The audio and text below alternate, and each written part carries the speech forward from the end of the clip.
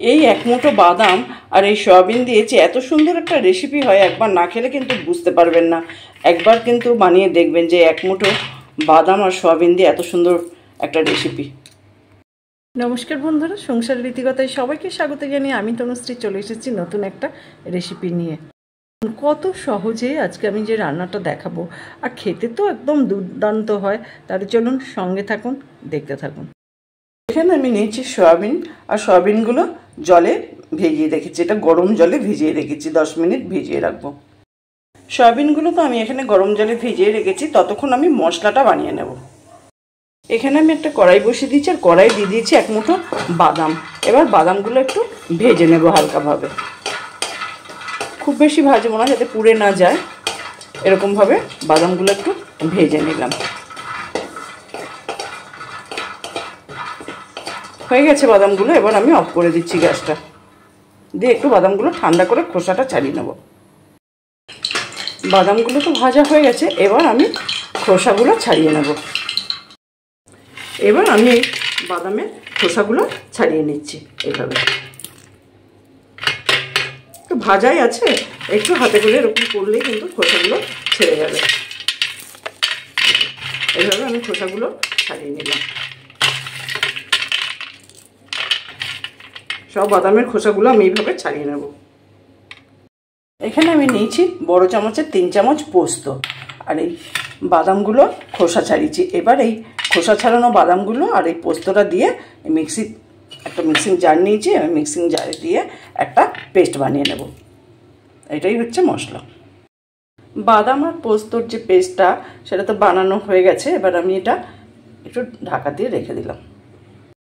যে সয়াবিনগুলো আমি এতক্ষণ ভিজিয়ে রেখেছিলাম, এবার এরকমভাবে জলটা চেপে নিয়ে তুলে নিচ্ছি। একটু ভালো করে চেপে চেপে জলটা নিংড়ে নিতে হবে। এইভাবে সয়াবিনগুলো তো আমি একদম পুরো জল থেকে চেপে চেপে তুলে নিয়েছি, একটু জল নেই। এরপর আমি যে মশলাটা করে রাখলাম বাদাম আর পোস্ত দিয়ে, তা দিয়ে দিচ্ছি এর মধ্যে।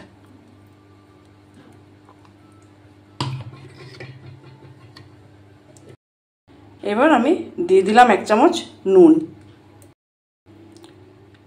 এবার দিয়ে দিচ্ছি একটু কাশ্মীরি লঙ্কার গুঁড়ো, 1/2 চামচ মতো।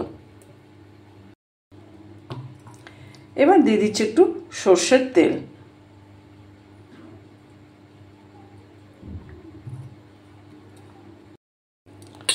এবার আমি সব কিছু ভালো করে মেখে নেব এইভাবে।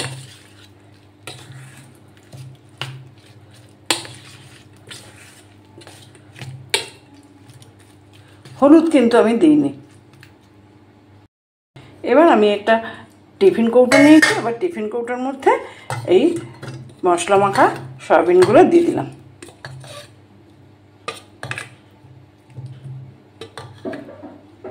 সব সয়াবিনগুলো আমি দিয়ে দিলাম। এবার ওই মশলার বাটিটা ধুয়ে সামান্য একটু জল দিলাম। খুব বেশি জলের দরকার নেই, সামান্য একটু জল মশলার বাটি ধুয়ে দিয়ে দিলাম। এবার আমি দিয়ে দিলাম 2টো কাঁচা লঙ্কা, আর উপর থেকে আরেকটু সর্ষের তেল।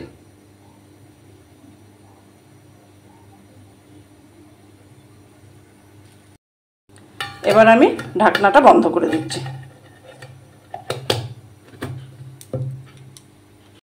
এখানে আমি আবার একটা কড়াই বসিয়ে দিয়েছি, আর কড়াই দিয়েছি জল। জলটা গরম হতে দিয়েছি। জলটা তো গরম হয়ে গেছে, ফুটতে শুরু করেছে।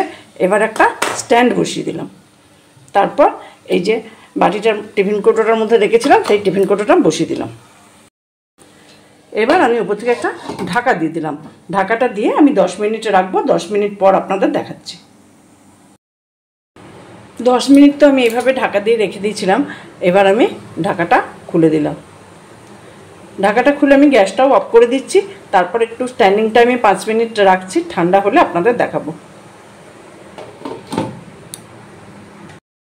আমি তো বলেছিলাম 5 মিনিট স্ট্যান্ডিং টাইমে রেখে দেবো বন্ধ করে। তো গ্যাসটা অফ করে আমি 5 মিনিট রেখেছি, ঠান্ডা হয়েছে। এবার আমি এটা ঢাকাটা খুলে দিলাম।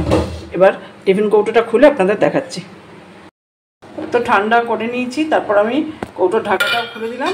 এই যে দেখুন কত সুন্দর দেখতে লাগছে, দেখছেন? খেতে কিন্তু ভীষণ সুন্দর হয়। নিরামিষের দিন এই রেসিপিটা কিন্তু খুবই উপযোগী একটা, আর এত সুন্দর খেতে লাগে গরম ভাতের সাথে, না খেলে ঠিক বুঝতে পারবেন না। তাই আমি আপনাদের অনুরোধ করব একবার হলেও কিন্তু বাড়িতে বানিয়ে দেখবেন। আমার আজকের রেসিপিটা ফলো করে আপনারাও বাড়িতে একদিন বানিয়ে দেখতে পারেন। বাড়িতে বানালে কেমন হয়েছে জানাবেন, ভালো লাগলে একটা লাইক দেবেন। গরম ভাতের সাথে এই সয়াবিন ভাপা দুর্দান্ত খেতে লাগে। একবার যদি খান ভাববেন আগে কেন জানতাম না। দেখুন কত সুন্দর দেখতে লাগছে। আর আমি তো বলেইছিলাম এমন কিছু বিশেষ উপকরণও লাগে না। আমার রান্নাতে এমনিও আমি বেশি উপকরণ ব্যবহার করি না। আমি যেগুলো ব্যবহার করি সেগুলো আমাদের রান্নাঘরে হাতের কাছেই থাকে।